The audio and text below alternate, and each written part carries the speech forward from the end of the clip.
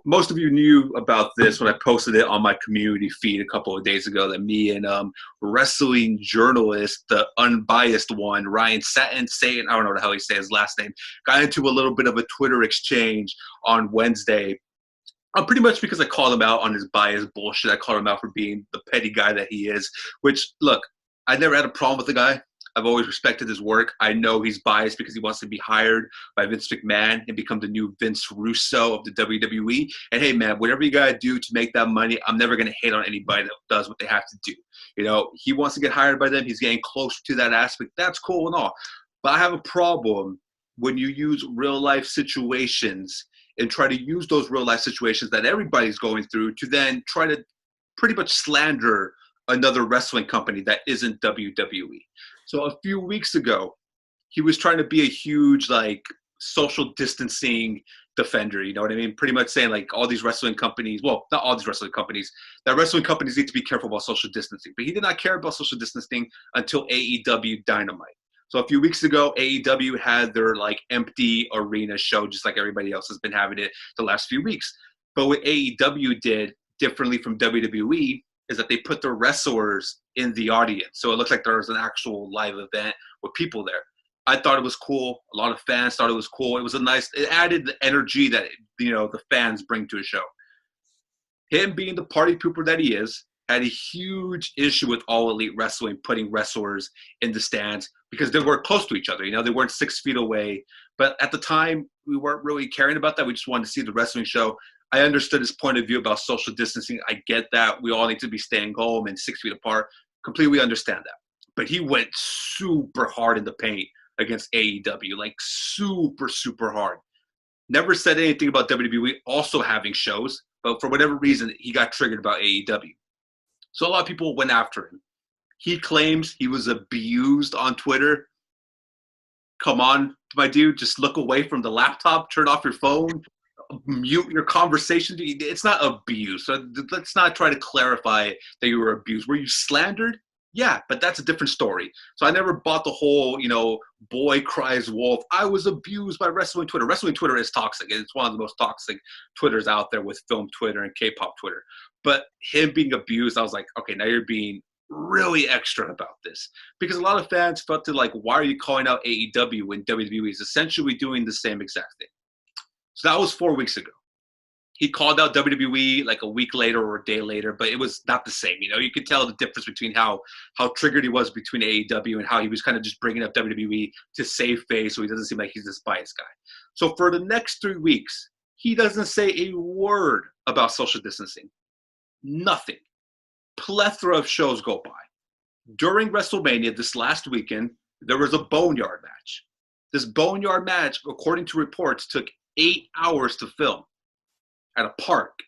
Guess what? There was more than at least 15 people at this shooting of the boneyard match between The Undertaker and AJ Styles. That's not good social distancing. Does he say anything about that? Not a word.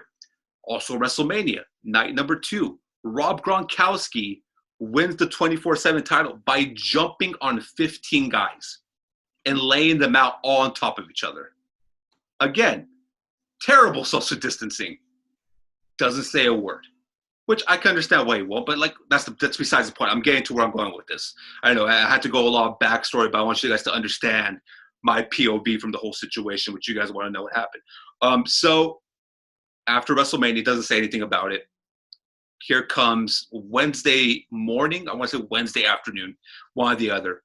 It happens to come out on the reports that an AEW talent, the great Jake the Snake Roberts, is now in quarantine because of everything that's happening. He's in quarantine by himself in a hotel room. He's an older individual, one of the greatest of all time. And then Satin decides, I'm going to take my victory lap, guys. I care about social distancing again. And once again, he goes super hard in the paint against AEW. Pretty much starts taking a victory lap saying, oh, I'm right, you're wrong. I told you guys AEW was making a mistake. I told you guys, you know, that they were a failure and they're like putting their talent in jeopardy. I had a severe problem with that. And this is why. Didn't go at him in a bad, negative way. Didn't call him a dipshit. Didn't abuse him like he claims he always is.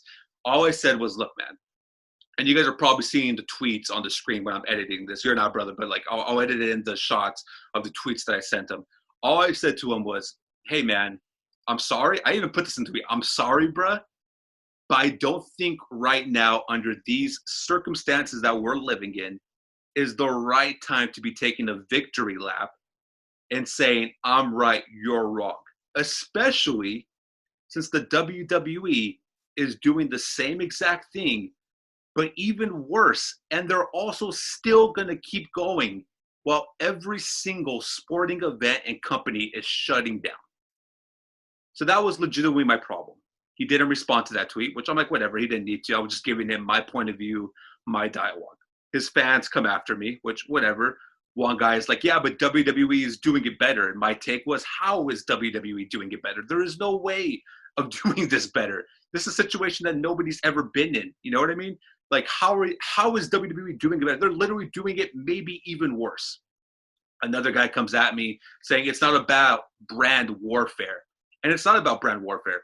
But if you're going to call out one company, call all of them out. Don't try to play politics and sit there and say, I'm just going to name drop AEW and I'm going to kiss the WWE's ass because I really want to be hired by Vince McMahon and be the new Vince Russo.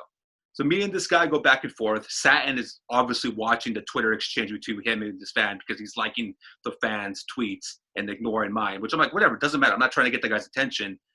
We're in quarantine day 32 at this point. I have nothing better to do. I got all the time in the world to have some dialogue on Twitter. So at one point, I tweet the guy, the fan of this dude. I tell him, look, man, we're obviously not going to agree. I think he's being petty. That's it. You know what I mean? For 3 weeks, he hasn't said a word about social distancing. He waited till when all elite wrestling talent was quarantined to then randomly care about it once again and take his victory rap around Twitter. That's the issue I had, especially since the other company is doing worse damage than the other one is, because AEW is shut down. They're done. After the next 3 weeks, there won't be all elite wrestling anymore. WWE is going to keep going. They're planning on having a 6-man ladder match in a few weeks.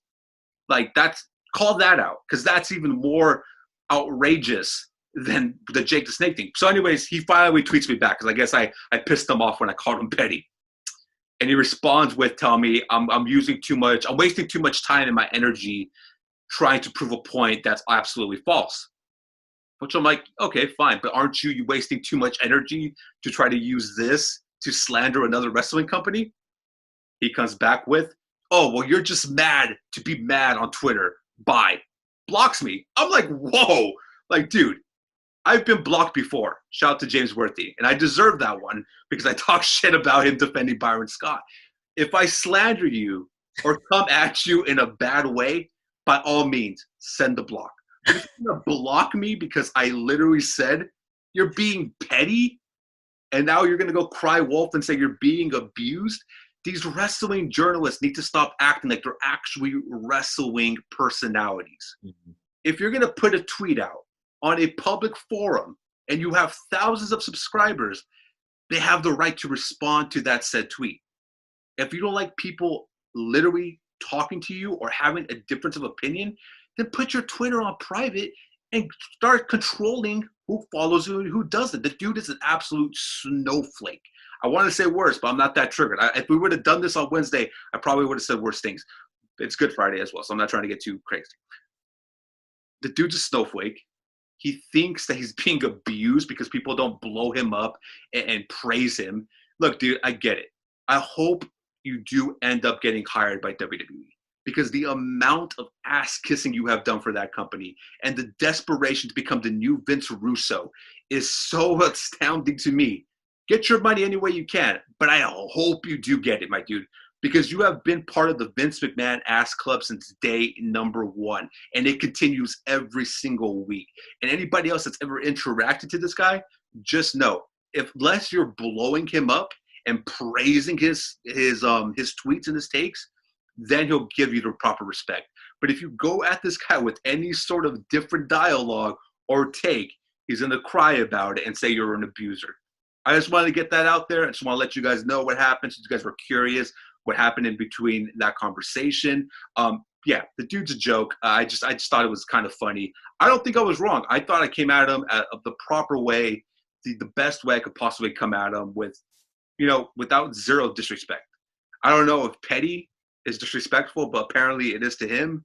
I don't know if that it's abuse, but hey, man, I'm just gonna throw that out there. But anyways, let's carry on with today's episode. I'm sorry, brother. I just want to get that out there, ladies and gentlemen. Back on episode 13, 13, right? Yeah. Okay, episode number 13 of Hollywood Uncensored. It's your boy Hollywood Holguin, and I am joined by the one, the only Orange E. You take it away because I've already started this podcast talking way too much. Yeah, of course. What's my bad, dude? I fucked it up. I had this part out. Because I've literally had like 4 beers. Did you ask me the question? I just heard you take it away. Like, I just told you take it away. Say whatever you want. Tell me if I'm wrong. Tell me if like. oh, about that. Okay, my bad. I didn't even know we were still on that topic. No, we could skip the topic. I just wanted to get that out there so people know. Don't be afraid of these guys on the cover wrestling, man. Anybody could be a wrestling journalist. I do it for Gold Coast Federation. It's not hard to get sources. You don't have to bow to these guys. They're not wrestlers. They want to be wrestlers, but they don't have the talent to be wrestlers. So they turn into these jabronis that report the news. The only reliable sources out there are Fightful, which I love Fightful, and WrestleGo on Twitter. Those two knock it out of the park. The Meltzers, the Satans, whatever the hell his goddamn name is, the Brian Alvarez, who I respect as well, but they just have this pompous, if you don't respect my takes, get the hell out of here type of Jim Cornette, Vince Russo type of thing, which I can't stand that. They're like, they try to think like they're the Jay Glazers or the Adam Schefters of wrestling. You know what I mean? Didn't you get blocked by this other dude from wrestling Twitter? Like this like Caucasian dude that's kind of like chubby, like a while ago? Maybe. I mean, I haven't been doing, look, honestly, bro, like on Twitter, years ago, I used to get blocked a lot. Not going to lie. I would go at people hard in the paint. I was a troll at one point, but that was like probably 2012, 13, the trolling days of Twitter. Lately, man, I usually ignore like people on Twitter. Like I'm usually like, I don't want to talk to this person or get into an argument because at this point in the years we live in, nobody sees each other's point of view. You know what I mean? It's like you think of one thing and one thing only, and that's the only way. I'm always open to somebody changing my mind or telling me I'm wrong and this is why, and I'll be like, oh, okay. Most of these guys, though, especially you could tell as soon as they get over like 10K followers on Twitter, their whole dynamic changes like that, and all of a sudden they're like the God's gift to whatever Twitter they're a part of. And there's so many Twitters out there. Like I mentioned, film Twitter is the most annoying Twitter probably out there. Wrestling Twitter is toxic. K-pop Twitter is just annoying. Drama alert Twitter from YouTube is annoying as well. But there's just so many. NBA Twitter. Remember when they went after Ariana Grande and they had that war for like 2 nights and it was like World War III? I mean, it was lit. But I'm just saying, like, these people that they just think way too highly of themselves. Like, I just, again, look, no hard feelings. I still respect the guy's work. I still respect his hustle because he is moving up in the world as it comes to that part. I just hope he does get the job. That's all I'm going to say. But just, I would say, dude, lower it a little bit. Calm down. Stop saying you're being abused. You're like a 40-year-old, 30-year-old man. What was that one tweet from that one? Was it Tyler, the Creator? Which one? The one he says, like, when you're getting cyberbullied, just turn off your computer? Yeah, turn away, bitch. Turn away. Like one of those. Like, it was one of those things where it's like, dude, you're not being abused. You know what you're doing. You like the attention, and you're welcoming it. Grown-ass man. Grown ass, dude, and just literally getting mad because I called him petty. I didn't know. Is petty slanderous? I don't think so. Like, if I called you petty, it would be like, oh, well, I mean. I'd be like, okay, like. Like, it's like saying you're big mad. You know what I mean? Like, that's not. It is petty. I don't know. I mean, do you see my point of view here? Like, he goes hard in the paint for one company, and the other company is like oblivious to what happened. He's like, no, we got to watch WrestleMania. We didn't need WrestleMania. I mean, it was fun to watch WrestleMania. Don't get me wrong. But did we need WrestleMania during the crisis that we're going through? Not really. I mean, they just canceled UFC, and we're not going to get the Mortal Kombat Island that Dana White was going to give us, which is fine. I understand. Apparently, Disney, which is transition to UFC because I'm already bringing it up. Apparently, Disney was the one that told Dana White to Cut it. Why is that? Because Disney owns ESPN, which has that big time deal with the UFC right now. So they were pretty much telling Dana White, like, yeah, the show can't go on, bro. You're gonna have to like either find another way to do it. But if this is the way you're doing it, then we're not gonna have this fight. Which now all UFC fights are now postponed indefinitely, which again kind of makes it easier for Ferguson to get his hands on Khabib, which I still think that dude's running. I still think he's running. What do you think about the UFC though canceling? You know, I'm gonna be honest. I kind of think it would be kind of cool that if they were to go on their own island, fight in the gulag. I think they'd be kind of like badass, like survival mode type shit, like drama island. I don't know. I think it would have been kind of cool, especially right now since we're all in quarantine. Like what else are we gonna do? Like watch competitive poker? Like nah, I want to watch some real shit. So I think it would have been really cool. I personally, I respect Dana White. I think that him, along with Joe Rogan, all those boys that really started, Ultimate Fighting Championship. Just, I don't want to say I grew up with it because I kind of jumped on the UFC like in the later years when it was already really popular with like Matador and stuff like that. But, they definitely like helped me, gain interest. So, whatever Dana White does has always worked out. I don't honestly like he's never really. I don't want to say he's never been wrong, but he's always made like really really good business decisions, especially with UFC. And you can tell, especially because they're like I think they're in the top like 4 most popular sports now in the United States. So that's a big deal, So honestly, what I think is trust in Dana White, trust in Joe Rogan. They're going to lead you to the promised land, to more money. I think Disney fucked up, but I can understand why they did it. Yeah, like you said, it's one of the biggest sporting events in the world. They just have a global reach at this point now. I didn't get into UFC till probably 2010. That was about the time Lesnar was the heavyweight champion of the UFC. And then from there on, I got super into it with like GSP and Koscheck and the Diaz brothers and Anderson Silva, who at one time was the greatest of all time. Aldo, Connor, later down the road. I still remember like the first 4 John Bones Jones fights before he got severe CTE and started shooting at people and running people over. I love the UFC, but I can understand why they're like, this is a bad look. One, it's a bad look because they're going to charge people for it. And I'm like, what? Like, and right now in this recession, when everybody's literally broke and waiting for that government check to show up anytime now, you're going to charge $60 for a pay-per-view? That's not even what you promised us originally. No offense to who they booked against Ferguson, but it's not Khabib.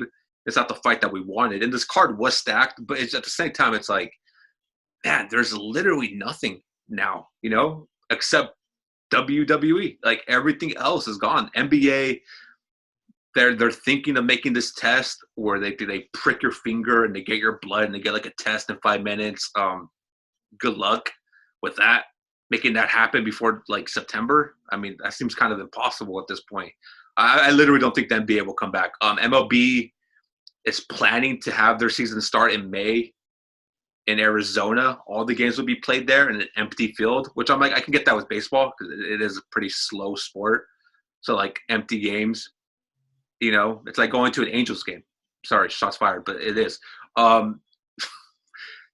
Football, they're still having the draft, but it's going to be like fantasy football. You know what I mean? It's going to be a virtual, like if you play Madden and you play the regular season and you go to the draft, and you're drafting guys off of your controller, that's how the draft's going to be, even though you have a bunch of owners complaining that they think they're going to get hacked and stuff. I'm not going to lie. I think that's kind of badass. Like, it's kind of virtual.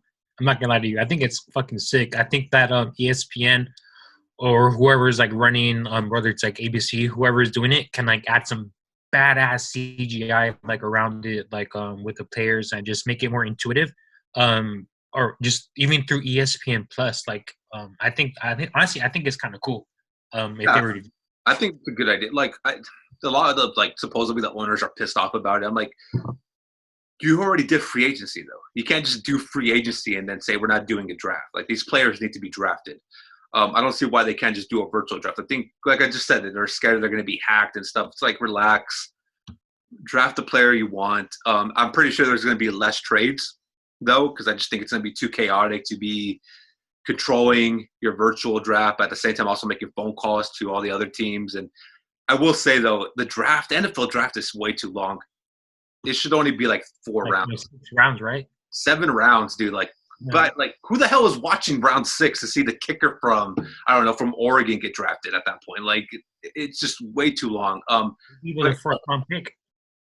Well, I mean, the Raiders wasted the 1st-round pick on a kicker 1 year. So, shout out to Seabass Janikowski. I still miss you, brother. Always getting drunk on the field. One of the greatest kickers of all time. But I'm excited for it because there's literally nothing else. You know what I mean? Like I said, every sport I just mentioned, hockey's pretty much done. Soccer around the world is done. There is no actual fighting like UFC or boxing. The only one left standing, XFL, literally disappeared today. They fired all of their employees and told them, hey, we're folding, which was going to happen eventually. It was the inevitable with the XFL because they didn't have any stars. After the 2 weeks of watching it, you're like, okay, so what's the point of this? Like, what are we going to get from this? You know, there's no players to really root for. The most famous player was Matt McGloin. So, I mean, the inevitable was that the XFL was going to fail. Rona just sped that process up. And now Vince McMahon is out of $25 million. I mean, dude, imagine losing $25 million in 4 months. That's insane. Donald Trump, you bitch. Give me my fucking money and bring back fucking NBA, you bitch. I doubt we get the NBA. I really do. But XFL being done, do you think it was a failure from the get-go? Honestly, yeah. Like, NFL, I think is correct me if I'm wrong, but it's the number 1 most popular sport in the whole United States, right? Yeah. Nothing's gonna compete with the NFL.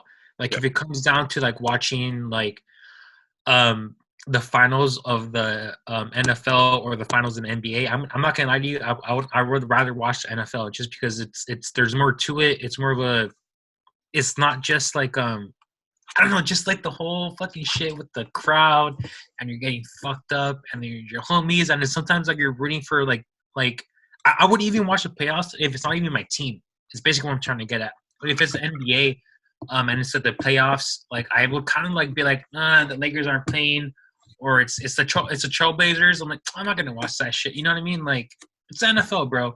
Nothing's gonna compete with the NFL. Like, and besides, the NFL teams are so stacked with like how many players that they have, and they even have reserve teams on top of that.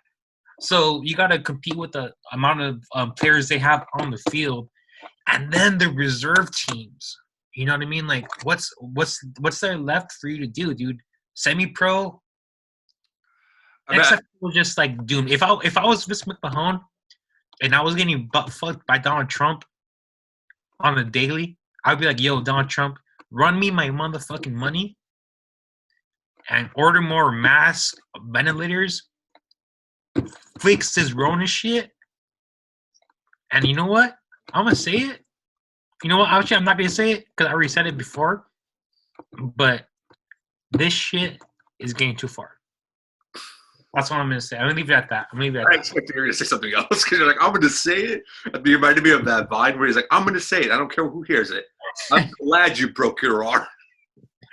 No, but I think the XFL, you go to the XFL if you want to be noticed maybe by an NFL team, you know, maybe you show out for the XFL and the NFL teams like that guy has actual talent. We could probably add him to our reserve team or give him a training camp invite. That's the only reason I would have accepted an XFL deal. And it is money either way. But the problem with the XFL at the end of the day, there's no history there. The only history you know about the XFL is that it failed. You know, it was already a failure. They're bringing it back because Vince McMahon has beef with the NFL, and because an NFL owner made a competitive wrestling company in AEW, that was his way of trying to like get back at them. The difference between starting a wrestling company and the NFL is that wrestling is very easy to find a star. You know what I mean? You know, you just got to have talent, and you got to build a better product. In the NFL, they've been established for now 100. They're entering their 101 season. Like, the establishment is already there, the prestige is already there. The XFL was never going to get a player as famous as any organization's team. You know, like each team, like you said, has a guy there that you're like, that's a dude you could build around. The Raiders, you could say Josh Jacobs is probably theirs. It used to be Derek Carr, but Don't make me laugh. That's long gone. That's long gone. It might be Marcus Mariota. We don't know. I think they should have signed Cam Newton, but whatever. Mariota, bro. Don't make me slander you right now. The most expensive backup quarterback in the NFL right now is Marcus Mariota. Is he more expensive than Big Dick Nick Foles? Mm-hmm. Really? They already said Foles is starting. Oh, that's true. You're right. Just taking the back seat because he was ass last year.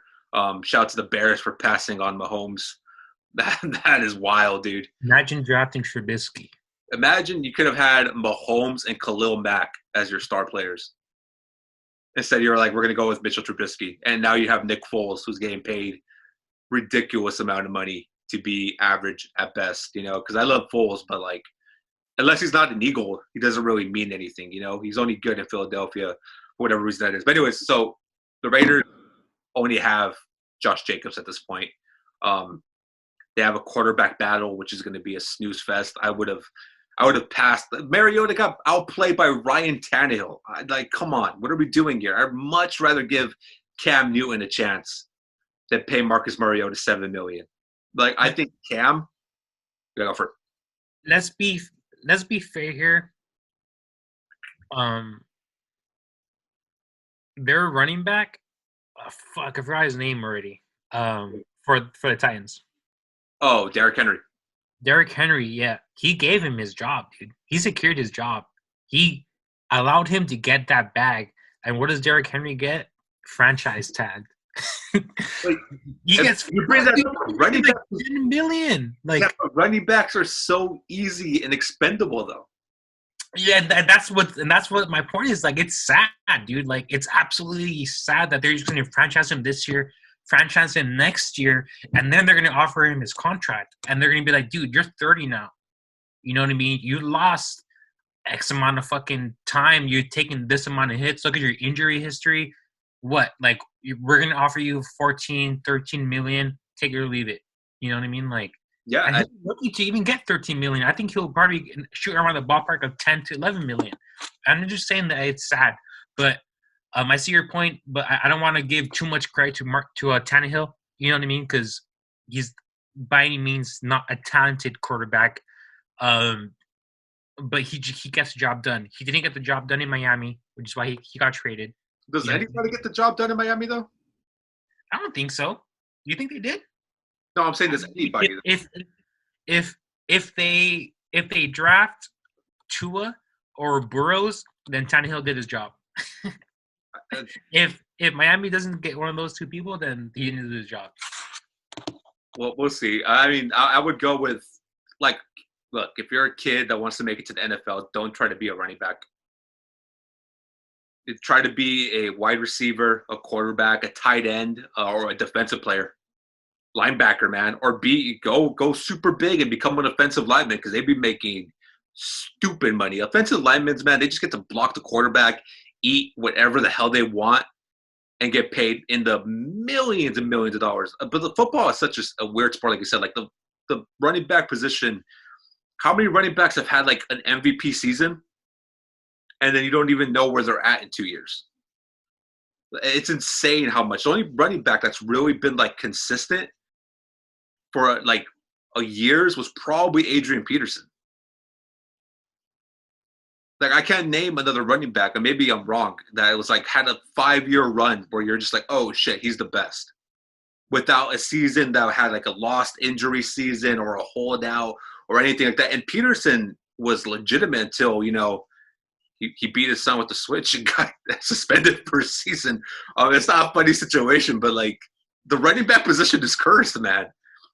Like, I'm not gonna lie to you. I think that NFL Twitter and just Twitter in general is soft as fuck for that. My Especially dad is so much worse than fucking beat me with that. My dad would beat me with a fucking hanger, the metal part of a belt, whatever he can grab his fucking hands on. chancla. One time, my mom and my dad beat me together. You know what I mean? They literally beat me together in the fucking living room while a Mexican movie was playing in the background. You know what I mean? That is worse than whatever AP did, you know. But, you know, I get it. If it's recorded, you're going to get butchered, you're going to get slandered, and then Twitter is not going to allow that. You know what I mean? Behind closed doors, go ahead, beat your son, knock some sense into him. Oh, damn. I'm not gonna lie to you. I think that not beating, but spanking your. I was about to say beating. Like that's aggressive. Yeah, That's exactly. I wouldn't say do that. Like, I think that a spanking or two will do fine to a child. You know what I mean? But when it gets to the point where you're beating them physically, leaving them bruises, stuff like that, it's too far. You know. I mean, I turn out fine. You know, as I'm fucking drinking my. I know. I'm like, are you sure, bro?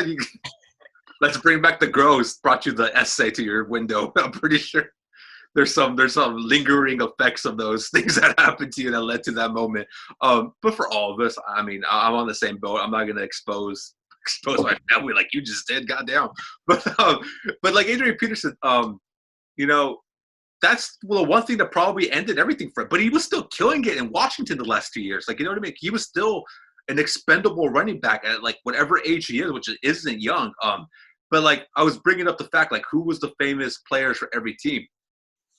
Josh Jacobs, I love, but when your running back's your star player, I kind of get nervous. Because I'm like, okay, maybe best case he gives us 4 to 5 years of really elite play. To me, that's not worth it for a franchise player. I need a career, and to me, a career is like 10 to 15 to 20 seasons. Running backs, you're lucky to get 2 out of him. And then you pay him, and somehow he forgets how to run through a hole. Like, we just saw that with David Johnson of Arizona, well, formerly of Arizona. Beast, dude. I had him on my fantasy team. He was an absolute monster. The season after, he's injured. The season after that one, he somehow forgets to play football. And he's somehow traded for DeAndre Hopkins. Like, it's absolutely insane, the running back. Again, kids, if you're trying to be in the NFL, do not – well, I wouldn't join the NFL anyways because it's biased and it's corrupt, and don't get CTE. It's not worth it. You know, avoid that. Play basketball, play baseball. They pay. Baseball, really yeah, good. they make bank. Yeah, baseball makes stupid money. And all you got to do is be able to pitch or hit the ball or catch. You know what I mean? Like, look at the Yankees. Their players get paid just to get injured. Yeah, no salary cap, man. They could give them whatever the hell they want. I mean, look at all the contracts in baseball history. So it's like if I had a kid and he wanted to play sports, I would say baseball or basketball. Basketball, the thing about basketball is the endorsements. The Gatorade, the shoes, the movie contracts, the appearances. Basketball pays you with those things. You're going to get your like max money, which is like $25 million, which is like chump change in baseball now. But once you sign all these endorsement deals to Gatorade, and literally all you have to do is sit there at the press box and put a Gatorade right in front of you, and you just probably made $120,000. I'd rather my kid play basketball or baseball than join the NFL and pretty much be screwed over by these owners, these corrupt owners, and then get CTE and then go full Chris Benoit on his family later down the line. I'm just saying, man. Like, I'd much rather my kid play a baseball or something like that than let's avoid a Benoit situation. Which, by the way, I need you to watch a match from WrestleMania: Edge versus Randy Orton, last man standing match. There's a part in that match when they're in the gym, and they literally did something that happened to Chris Benoit, and it was so hard to watch, man. What was it? He literally tries to hang the other wrestler with like one of the equipments, like Benoit, and you're just like, whoa. This is like right after the news broke? No, this is this year's WrestleMania. Oh, this year's. Yeah, and it was like, what the? And then, dude, I was like on YouTube watching, Botchamania, which is a great YouTube channel, and they have great videos. And they showed that scene, And then they started playing Chris Benoit's music, and they're like, Benoit intensifies. It's like, damn, man. Since we're already on the NFL, our game plan, like always, goes all over the place. We have a concrete plan, and we end up jumping from here to there, which is fine. That's what podcasting is for. We're on the NFL topic. Brandon Cooks, formerly of the LA Rams, the New England Patriots, the New Orleans Saints, 26 years old. He's already on his 4th or 5th team. I think that's excessive, but whatever. Traded to the Houston Texans because, man, Bill O'Brien, the gift that keeps on giving, gave a 2nd-round pick for Brandon Cooks. Please, let me know what you thought about that. You know, as an NFL fan, for a long time, I've struggled with my identity as a fan. You know, like, I used to be – I think if you've come to my house before, we have a Cowboys banner in my garage, you know, because my dad was a Cowboys fan. So growing up, I was a Cowboys fan. Then I was a Raiders fan just because, honestly, like, my friends were Raiders fan. You were a Raider fan. No, my boys pretty much giving it to me. I didn't get to choose, you know. I was a baby decked in Raider shit. So, you know, that's where my family beat me. And then for the longest time, I was a Raiders fan. Then finally, LA got a team, you know, the Rams. So for – you also had an Eagles banner in your room, which I'm like, I didn't want to bring that up. The most random sports. I went to his room one time. This dude has Lakers shit, Angels shit, a Cowboy banner, and then Eagles. And I'm like, what? Since when the hell did you go for the Eagles? I was like, what was it, McNabb and Owens? Like, when did that happen? Thank you for calling me out. I left that out purposely. But anyways, you know, so I started being a Rams/Raiders fan for a little bit, you know, but honestly, I think for a long time that, you know, Cooper Kupp and Brandon Cooks were like the dynamic duo, you know, one of the 2 best, you know, like WRs that you can get in the game, you know, and like 2 seasons ago, it was sad because, you know, they got so much potential.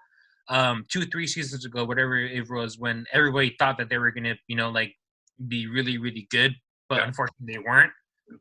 I think it's sad because now the LA Rams are so invested in, you know, Jared Goff, you know, and he's not worth the money that they paid him, you know, and I feel bad for people like the QB from Dallas. I can't think of his name right now. Oh, Dak Prescott. Yeah, Dak Prescott. Like, I feel like their owners are going to look at Cooper Kupp. You guys have similar things. You guys can't fucking throw the ball straight. You know what I mean? Like, you can't thread the needle. Like look at what the Rams paid him. So this is what we're going to offer you. He was asked. He's not performing up to his standards. He's not performing up to his money. So why are we going to offer you the amount of money that you're asking for? No, we're going to lowball you. We're going to franchise tag you, whatever. Take it or leave it. And you know what? He's probably going to, like, hold out. That's just what I think. Sure. But honestly, I think that this is a worst case scenario for the Rams. I think they should have traded. Personally, I think they should have traded Jared Goff or the offensive coach before they get rid of Brandon Cooks. Just because I don't think that you can really train you know, Jared Goff any more than he already is. He's already had the offensive weapons that he's had. You know what I mean? He's had opportunities. I think this is just what you get with Goff at this point. I think they fumbled the bag. I think they definitely botched this, but that's just my opinion.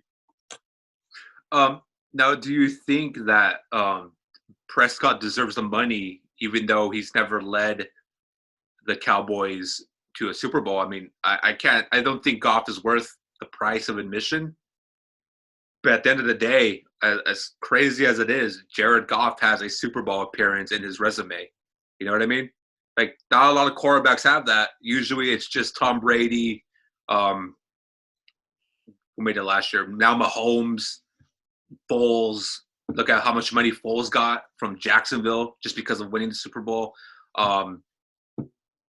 Maybe that's why Prescott hasn't got the money that he wants. I think, obviously, I agree 100%. Like, Goff is completely overpaid, and I would have never given him the money at all. I think he's a situational quarterback where I think the coach is so good, he can make, you know, chicken shit into chicken salad.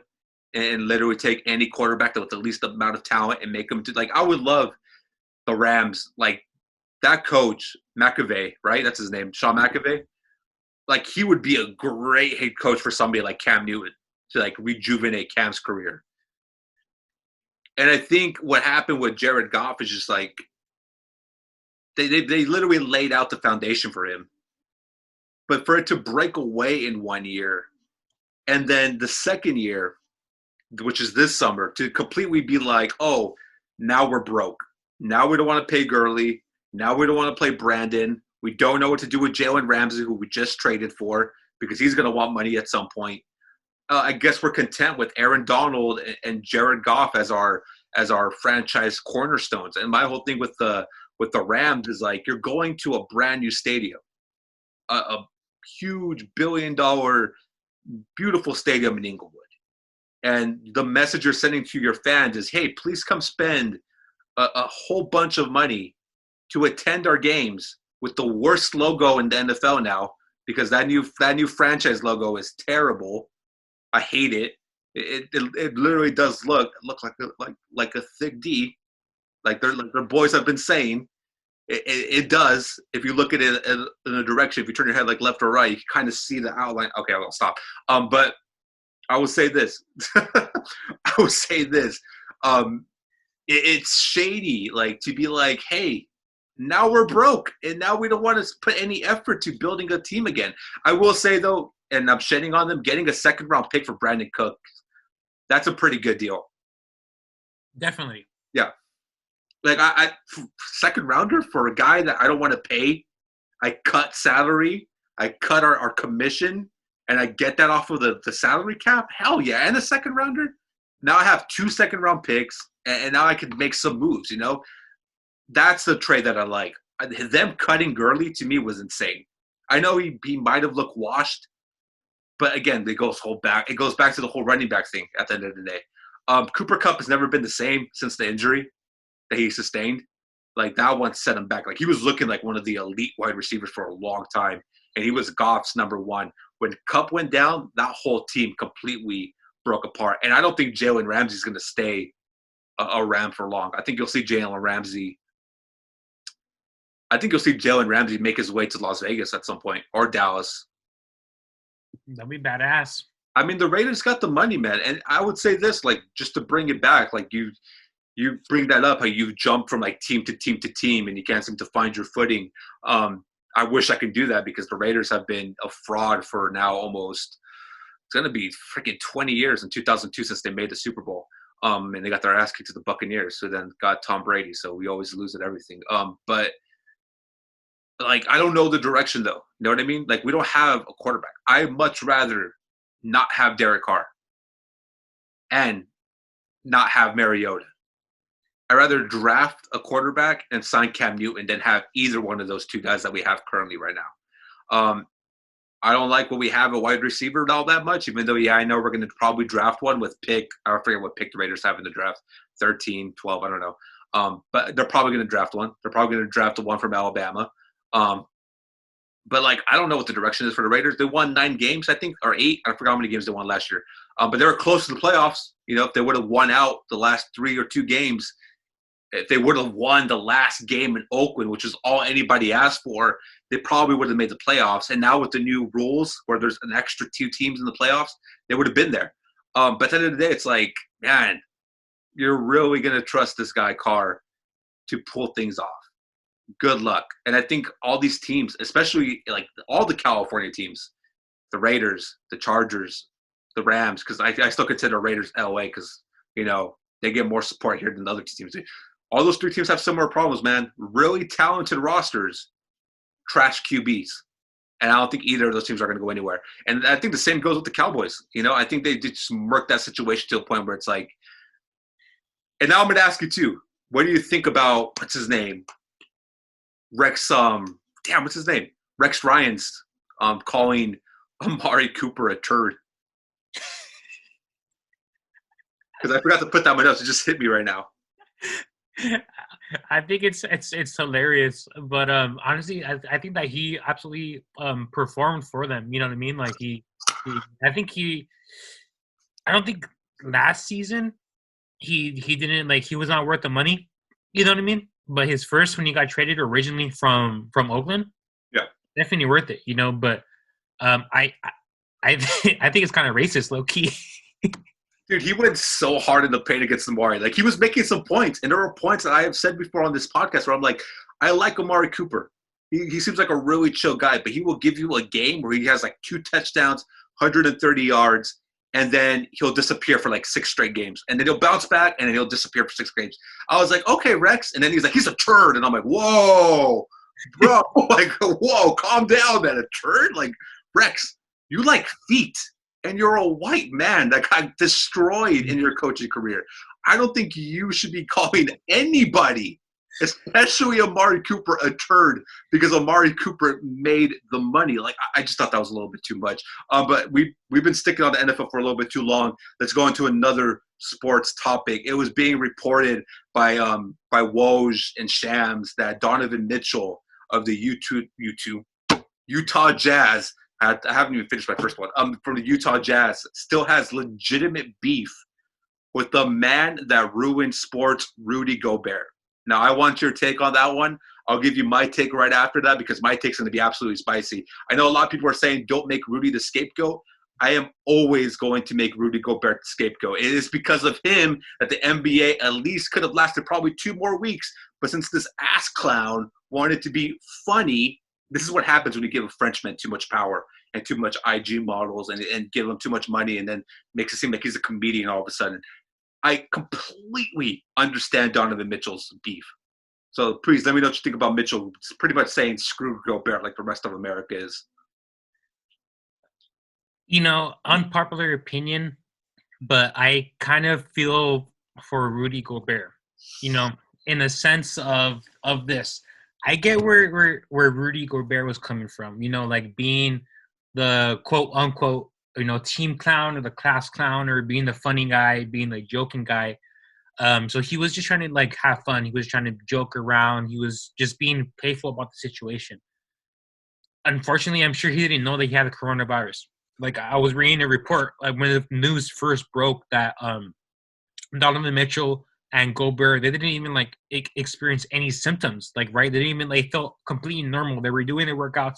They were playing the games completely fine. It was until they got tested that they knew that they had the virus. But I honestly like I don't feel like all the blame that Rudy Gobert is warranted that he's receiving just because like I said, he was being like a playful guy. He was unfortunately like he got it wrong this one time. If it was any other situation where like he wasn't sick or he was completely fine, it was someone else on the team that got the virus. Everybody would have thought it was fine. It was chill. It was funny. NBA Twitter, we're not taking it so serious. But I feel like where Donovan Mitchell is coming from, like he has, I feel like he has a point. But like I'm gonna be honest, Donovan Mitchell's not even the best player on the team. You know what I mean? Like I would rather have Rudy Gobert honestly on my team than Donovan Mitchell. I would honestly rather have Joe Ingles than Donovan Mitchell because just because we play in LA and we know that Joe Ingles shuts down Paul George, bro. You know what I mean? He shuts down Paul George. I'm not a big fan of Donovan Mitchell. That fool just chucks up shots like they're gonna fall in and they don't. And I feel like he's like an oversized Westbrook. The older that he gets, the worse and worse that his shots gonna get. His knees are gonna fucking degenerate like they always do with all these athletic players, and he's just not gonna be a good player anymore in like 6-7 years. I feel bad for Rudy Gobert. I think that Donovan Mitchell should shut his clown ass up because a lot of the time Gobert fucking has been leading them. And he's been the main focal point in their offense and their defense. Let's be honest. That fool is a defensive beast. And honestly, he's been absolutely disrespected and unnecessarily slandered in the NBA community. Let it be known on episode 13 of Hollywood Uncensored, Orange E decided to go a different route than I thought he was going to go and decided to defend Ratatouille and Will Ferrell of basketball and Rudy Gobert and Joe Ingles. You're telling me you much rather have a guy who just rebounds and block shots, who is one of the most overrated defenders in the league, over a guy who's averaging 24 points per game on 36% shooting from three-point land, which is good numbers. Westbrook shoots 32%, always has, so they're not even close, and 40-something percent from the field. Over, like, dude, if Donovan Mitchell came to me and I'm the Utah general manager, he said it's either me or Rudy, I am sending Rudy to the Charlotte Hornets for anything that Michael Jordan is willing to give me. Rudy Gobert is expendable, man. The center position in basketball is the running back position in that sport. A 7-footer that can block shots isn't going to necessarily win you the game. Yeah, he's going to be a defensive force, but when have you ever seen Rudy Gobert literally lock down another legitimate all-star center? Thank you. Thank you. Anthony Davis killed him. Embiid has killed him. Jokic has killed him. The dude is good at defending the pick and roll. I'll give him that. He's an elite defender. But is he the best? He's been absolutely overrated as a defensive center. He's a taller Ben Wallace. Congratulations. But at the end of the day, if I have a chance to pick between Rudy Gobert and Donovan Mitchell, I'm going to pick Donovan Mitchell because at the end of the day, the NBA is no longer a league for big men. It's a guards league. I'd much rather go with the guard and test my luck at free agency for any center that's 7 foot tall that could rebound the ball. Look at Thomas Bryant. Look what he's done in Washington. Nobody thought that was going to happen. The dude was in the G League. The Lakers cut him, and he ends up being the starting center of the Washington Wizards for 2 years. The center position is so redundant and so easy to replace. Rudy Gobert knew this was a serious situation, just like our president did. And the both of them made a mockery of it and the joke of the situation. NBA's been canceled for a month now. We're going to be in quarantine now till May 13th, allegedly. Probably not till August. I'm going to be honest with my boys. It's probably not going to clear up anytime soon. This dude knew the precautions. I get that he was trying to be funny, but this is where I draw the line. When he goes into the locker room and starts hugging guys on purpose and touching their belongings, and I get sick, and now I have a serious case of the Rona, and maybe I won't die, but there's a chance that I might, and that I could also infect my loved ones, my wife, my kids, my grandparents, whatever the case may be, I ain't going to want to play with this dude anymore. Because there's one thing to get it, and there's another thing to make a mockery of it, like the president did and like Rudy Gobert did. If I'm the Utah Jazz, man, as soon as this thing clears up and the offseason starts, I'm getting Rudy the hell out of there. Because I'm saying, nah, man, you got to be somebody else's problem. The locker room doesn't believe in you. The coaching staff doesn't believe in you. And I'm going to say this right now. I would not be surprised if Rudy Gobert plays like ass moving forward. I wouldn't be shocked. You know, I'm a notorious Donovan Mitchell hater. You know what I mean? I've nicknamed my dog Donovan. It's short for Donovan Mitchell's a bitch. And you know, I just think that he's incredibly overrated, criminally overrated as a player. I honestly, if you were to integrate either Donovan Mitchell or actually this is situational. So this is an ass thing I was about to say. You know, I completely take that back, but I see where you're coming from. Kyle Kuzma, Danny Green in the first round pick for Donovan Mitchell. I offered that immediately and be like, take it or leave it. They'd probably say no, but I would still offer it because Kyle Kuzma's from Utah. And they could have that. That's a bitch. Now that's one who instead should be at the gym working on his shot is trying to become a TikTok star. That's besides the point, though. I would take Donovan Mitchell. I think it's a Utah thing. Look at Mike Conley, most underrated player in the world, goes to Utah, somehow becomes a terrible player. He's so ass now. I don't know what happened, dude. He was such a beast in Memphis, like a beast in Memphis. I think Rudy Gobert's done. I think that dude, you know, I can't feel bad for a guy that made a joke of it. We knew how serious it was in January, man. You know, like they warned us. They had the warnings. Everybody knew about it. Were we not worried about it? That's one thing. living your life and kind of being like, if I get it, I get that's, but like making fun of it and then going to the biggest issue I have again is him going to the locker room hugging everybody. That's Utah's problem. Good luck with that one. I think at some point they're gonna have to make a trade though and send Rudy Gobert to, I don't know, send him somewhere, send him to some team that needs a center. Nowhere in LA though. I can see the Clippers trading for him though, because I think the Clippers are going to lose Montrez at some point. So I can see underpaid. What happened? He's underpaid. Who? Montrez. Well, he's going to get the big money at some point this time. All right, let's jump in to the music side of things, and then we're going to close off because this has been a very long episode. Tory Lanez, man. Tory Lanez. Canada has been killing the music game this year. I mean, Bieber, The Weeknd, Party Next Door, all the Drake leaks. I can't talk. Tory Lanez probably has been the MVP of the quarantine content game with his IG Live, has been killing it. Shout out to Alexis, Texas. I know you saw that video, my boy.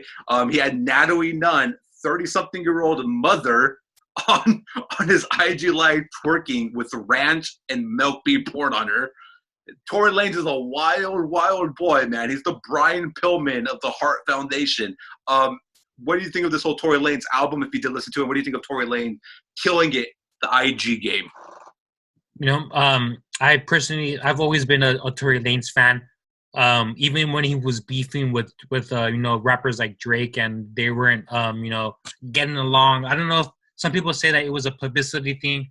Some people say that it was a real beef. Whatever it was, I was always like, Tory Lanez is actually a pretty good artist. He has an amazing voice. He has I don't want to say he has a unique sound, but he uses his vocals to his advantage. You know what I mean? This album didn't disappoint me. Like I knew what I was gonna get from the beginning, and he delivered a solid album.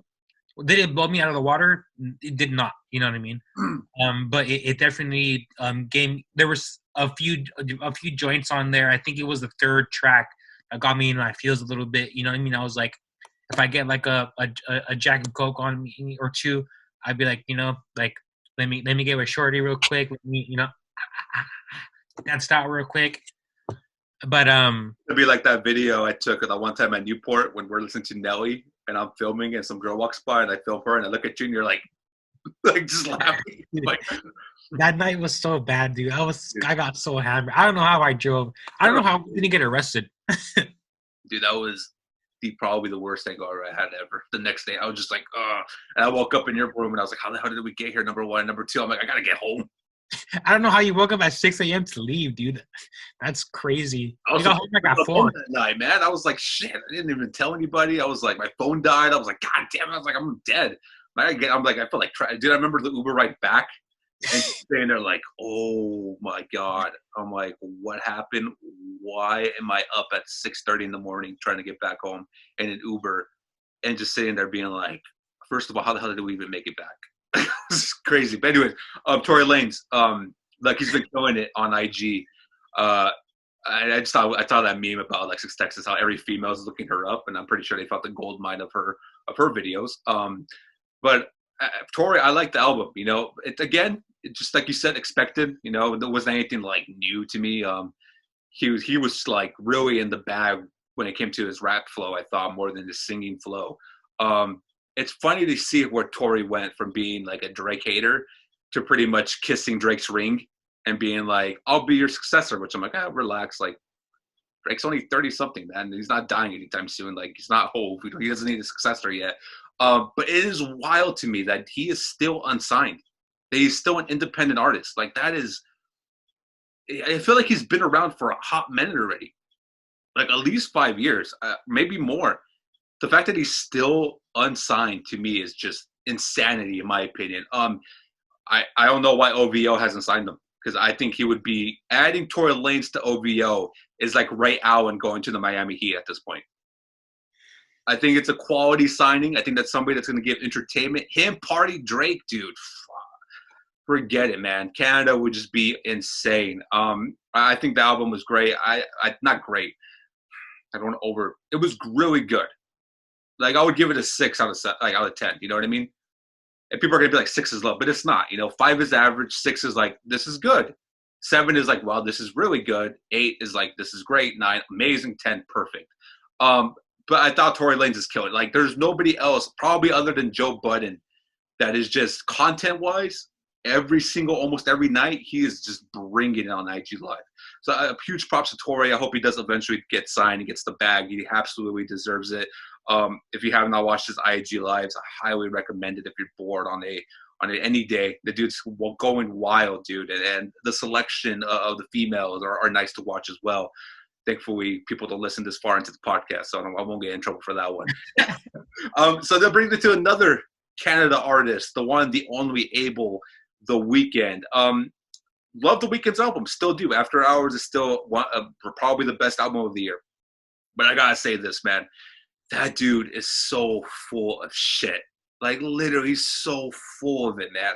And he's always been this way. He's always made it seem like he's the God's gift to the music industry.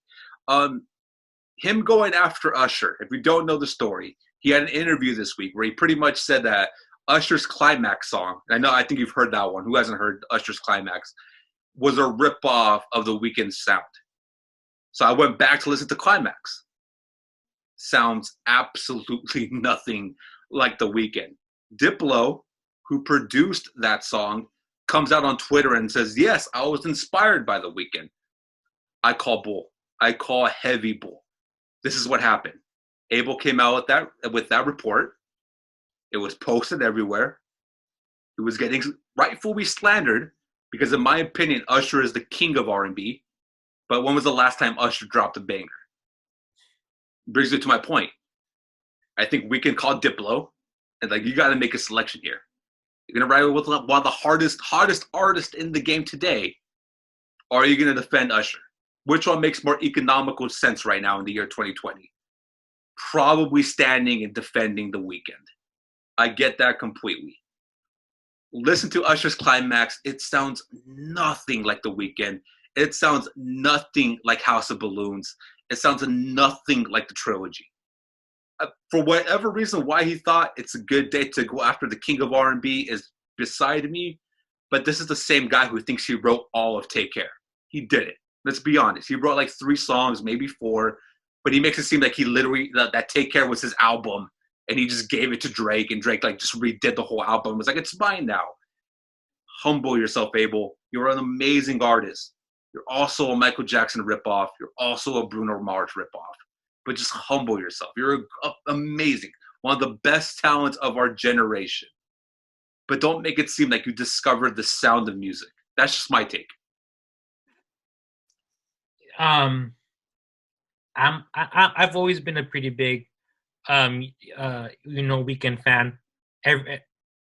Every single like project that he's ever dropped besides Starboy, has been like at least over an 8. You know what I mean? He's never dropped a mediocre album until that one time. And that's pretty much unprecedented for any artist. You know what I mean? And he is at that unique point in his career where he hasn't really tasted failure yet. You know what I mean?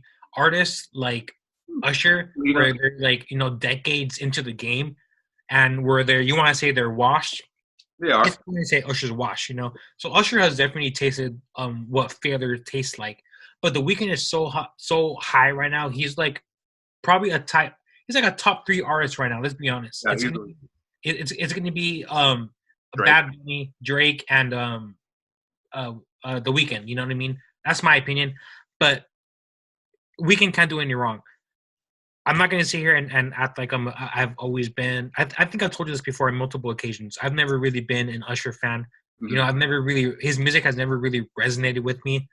And that's just because his music is a little bit, to me, I don't want to say that you can find it anywhere, because he has a nice sound to it. Like, an Usher song because you can know his vocals.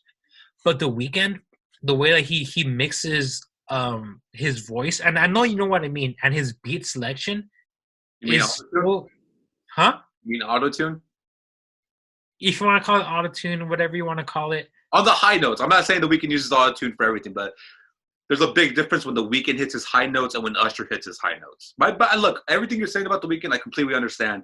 And Usher is washed. I'm not here to say Usher's still in his prime. Usher's completely washed, which is why I completely understand why Diplo sided with Abel instead of siding with Usher. Because why would you go with the washed, individual over, the guy who's killing it right now? All I'm saying is like, Climax? You know what I mean? Of all the songs, of all the people that have stole his sound, Climax is the one that's the hill you're gonna die on. That's the one where you're gonna be like, I was angry, but then I saw it was appreciation. Climax? Like, bro, come on. Like, there's other artists that stole your sound legitimately. Usher's just chilling there. And this guy's just like, you stole my sound on one song that sounds nothing like me. It's stupid slander. I don't know. At this point, I feel like The Weeknd can't do any wrong. You know what I mean? After me and you, we don't agree on a lot of parts of Drake's career or his stance in the hip hop or greatest of all time conversations. Kanye is still the better artist, but I think we can both agree that The Weeknd, like you said, is a generational talent. He's going to be enrolled. I'm not sure how the Hollywood or the Rock Hall of Fame, whatever it's called, works, but he's going to be inducted in that. You know what I mean? Easily, that first ballot or whatever. I don't know if they use that system or not. I don't even know what it is. He's definitely going to be inducted in the Hall of Fame. You know what I mean? Of music. Yeah. So is Usher, and they're both really, really great talents. But I would rather listen to the Weeknd any day of the week over Usher. You know what I mean? Just because The Weeknd has, not only does he like sing, but he raps too. You know what I mean? Like, he has bangers after bangers. And and Usher, I feel like he has more like ballads where like I would sit down, I would like be like sipping on my martini, like, fuck, I can't believe I cheated on this girl again. You know what I mean? Well, okay, and there's another topic I listened to, do you consider The Weeknd R&B? No, I don't really consider him R&B. Yeah, I had this discussion on Twitter too. I was like, to me, The Weeknd is pop rock at this point. Compared to like Party is R&B. Party Next Door is hardcore R&B. Neo is R&B. Like, The Weeknd is pop to pop rock, in my opinion. So I just think there's a difference of sound there too, where I feel like The Weeknd has edgier things to talk about, but I still think Usher kills it. When Usher, dude, his run from '97 till 2004 was probably one of the greatest R&B runs of all time. Like, he killed it, dude. From Confessions till this day, it's probably still the greatest R&B album of all time. He is essentially the king of R&B, in my opinion. I think it's so weird for The Weeknd to be like calling the shots and being like, who stole this? To me, it just came off as petty, for unnecessarily petty, to be like, this guy stole my sound from a song that's like, how old now? I think we're still probably in high school when that shit dropped. I'm not sure. I just think it was an L for The Weeknd to bring that up when it's like, dude, you should be celebrating your album. You have the best album out there right now. You know what I mean? Like, your album is number one. It's charting number one. It's selling bricks right now. Why make that a thing? Why be like, I get he can do no bad right now and he's undefeated. Completely right. Unless you ask Selena Gomez, because she did leave with Justin Bieber, and that's kind of an L. I just think it was such an unnecessary thing. I also think it's very stupid for him to release a deluxe album and then take the remixes off and then try to sell the remixes for $2.99 each. That's an abuse of the system, sir. Like, I get it. And maybe it's because he's salty that Tootsie Slide's about to pass him for number one, which I cannot believe that Tootsie Slide is actually going to pass Blinding Lights for number one on the Billboard hot tracks. But like I've always said, Drake's the greatest of all time right now. He is the King James of the music game. Rap, pop, R&B, whatever it is. There's Drake, and then there's everybody else behind this kid. Maybe Taylor Swift is right there with Drake when it comes to just streaming number wise. Like when they drop something, that thing just like explodes. And I'm talking about exploding to a point where it's like the Weeknd, like music does great numbers. Don't get me wrong, but I don't think he's there yet. And I think a lot of people kind of have resentment towards the way he kind of carries himself. I don't know. That's just my take. I think it was weak for Abel to be going after Usher when Usher's literally never spoken a word about the kid. Like, Usher's chilling at home, man. Probably listening to Confession still. And then he has Abel right here be like, you stole my sound. It's like, kid, I've been doing this before you even did cocaine for the first time. So relax, my dude. All right, let's jump into the final segment of the night, the question of the night. This comes from one of my Instagram followers. How are you liking Star Wars: The Clone Wars so far? Gotta be honest, I'm a little bit disappointed in Clone Wars just because of how slow it's been going. I dig the little side stories, but I really thought we were going to get more into the whole Order 66 and more into the fall of Anakin Skywalker. I thought we were going to see that a little bit more. I don't know if you watch Star Wars Clone Wars at all on Disney Plus. Okay, so I'll just take this one. I thought it would be a little bit better. I think I don't know. It's one of those things where I saw the trailer, I saw what's coming, and then we have these like side stories where you have to get through those. And I'm like, come on, get us to Order 66, get us to Anakin turning into Darth Vader, get us Ahsoka versus Darth Maul, which is going to happen. I want to see that more than, Ahsoka hanging out with a bunch of pirates or the clone troopers trying to going to side mission. It's been going slow for me, but it's probably because this whole quarantine. If I was Disney, I would just release everything right now. Mulan, all of them. Artemis Fowl. Saw Onward. I don't get the hype about people hating Onward. I thought that movie was pretty dope. I don't know if you've seen it? Yeah, it's dope. Yeah, I liked them. People are like, it's not a Pixar movie. It's like, man, it's this movie about them kids trying to find their dad almost. Like, that's Pixar for you. And literally, I was kind of drunk when I watched this. I cried. But because this is like right after WrestleMania, so I had like a bunch of White Claws. And I'm watching it, dude. I started like tearing up. I'm like, God damn it. But I'm like, I don't get why people hated it. I'm like, I liked it. And people are like, it's boring. I'm like, how's it boring? It's an adventure movie. There's been way more boringer movies than like the Monsters University. I hated Monsters University. That was boring to me. Big yikes. No, because it's a prequel to Monsters, Inc. Who the hell wanted a prequel to Monsters, Inc.? I didn't know I wanted a prequel until I saw it, and I loved it. They leave the first Monsters, Inc. ends with the cliffhanger, and they still haven't even went back to it. It's 2020. Bro, you have an annual pass, and I know for a fact you've seen so many little white bitches walking around with their blue Monsters University hat, walking around Disney every single day you go there. Yeah, because those same ones would never actually go to a real college. That's why they buy those goddamn M hats, man. Most of them are dreaming to be they're trying to be in a sorority. They think the Monsters Inc. is their sorority. That's why most of them have it on. I don't know why those hats are ugly as hell to begin with. That shit's sick as fuck. The M hat, dude, the M hats are stupid. I hate going to Disneyland and seeing them. You either see the rose gold ears or the black ears or the basic ones in their jean jackets and their jean shorts, or the ones wearing the Spirit sweaters with the long sleeves on. They all, dude, go to Disneyland. You can spot the same girl 8 times at least.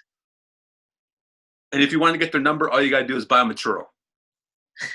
This is the truth. My boys, do you got any last words to say or give to these fine people for watching? Damn it, for watching today's episode? Just drop that monster. No, I don't have really anything else to say. Just everyone continue to be safe, continue to self-isolate.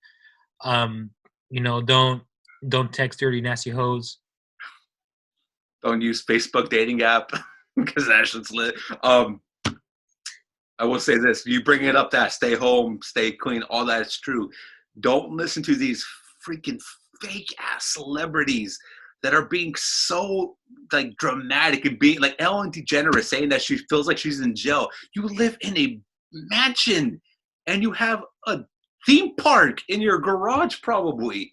And all these other, like the Fire and the Kid podcast, Brendan Schaub and Brian Cowan. God, shut up, dude. This whole thing where all of a sudden these comedians are mad because they can't tour the world to give their crappy comedy jokes. Don't listen to these guys. They're not doctors, man. California is starting to see a very minimal dip of cases. Isolation is working. All these celebrities that are trying to beg you guys for your money, ignore them. That's the one thing about Rona I will say, man. And for me, it has exposed a lot of people for the money-hungry frauds that they truly are. I'm going to leave you guys with that last thought. I'm a little bit upset because I just dropped my monster and I wanted more of that. So my boys, this has been episode 13 of Hollywood Uncensored. It is your boy, Hollywood Holguin. Oh, damn it. Wrong way. Sign up, bro. And your boy, Hollywood E, signing off. Letting you guys know that this Monday we will be having a third person on this episode. It is the GCF owner, the man himself, RJ Wallace. He will be here. Well, not live. I was going to say live, but he will be here recording with me and Orange E. We're going to be talking about wrestling probably, and probably going to be talking about music because he's very heavily involved in music as well. He's actually creating this radio station, so it's going to be fun to pick his brain about his music and all that stuff. We're probably going to get a debate. I think Monday we're going to all give our top 10 hip-hop artists of all time, so I'm pretty sure that's going to be a debate. Hopefully nobody gets triggered from that. But this Monday, RJ Wallace, the Gold Coast Federation owner. And you'll probably be seeing more guests in the near future, but most of the time it will be me and Orange E. Since we're going to be here till May now. They just pushed it to May. So you're probably going to see me and him a lot more. So Monday, RJ Wallace will be on the show. We will see you guys then. You guys have a wonderful night. Stay safe. Stay home. Wash your hands. Be with your family. Don't be like Ellen DeGeneres. Don't be petty like The Weeknd or Ryan Satin, and have a glorious, glorious weekend. I will see you guys Monday. This has been episode number 13 of Hollywood Uncensored. Oh, comment down below. Links are all down below. Subscribe and join the Hollywood quick. Too sweet. Oh, shit. Hold on. No, my bad. That almost went really